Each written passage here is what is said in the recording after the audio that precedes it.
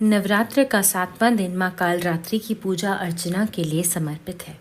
यह माँ दुर्गा का रौद्र रूप है जिसका वर्ण काला है, इसलिए इन्हें माँ काली या कालिका के नाम से भी जाना जाता है।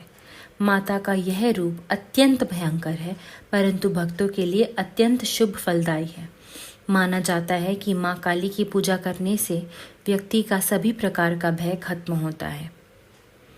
माना जाता है कि माता कालरात्रि की आराधना करने से साधक को सभी प्रकार की सिद्धियां प्राप्त हो सकती हैं। तंत्र मंत्र के साधकों में माँ कालरात्रि की पूजा विशेष रूप से प्रचलित है।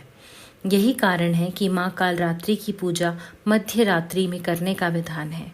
साथ ही यह भी माना गया है कि माँ काली की पूजा से अकाल मृत्यु के भय से मुक्ति मिलती है।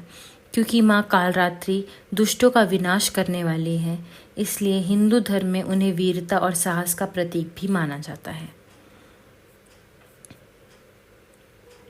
माँ कालरात्रि की कथा। पौराणिक कथा के अनुसार एक बार शुभ, निशुभ और रक्त बीज नाम के राक्षसों ने तीनों लोकों में आतंक मचा रखा था। इन राक्षसों को हाहाकार से परेशान होकर सभी देवतागण शिवजी के पास गए और उनसे इस समस्या से बचने का कोई उपाय मांगने लगे। तब भगवान शिव ने माता पार्वती से इन राक्षसों का वध करने के लिए कहा। तब माता पार्वती ने दुर्गा का रूप धारण कर शुंभ निशुंभ का वध कर दिया।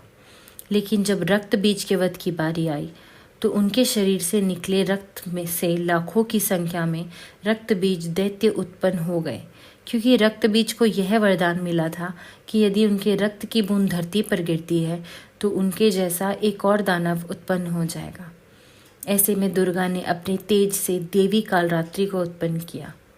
इसके बाद माँ दुर्गा ने दैत्य रक्त बीज का वध किया और माँ कालरात्रि ने उसके शरीर से निकलने वाले रक्त को जमीन पर गिरने से पहले ही अपने मुख में भर लिया।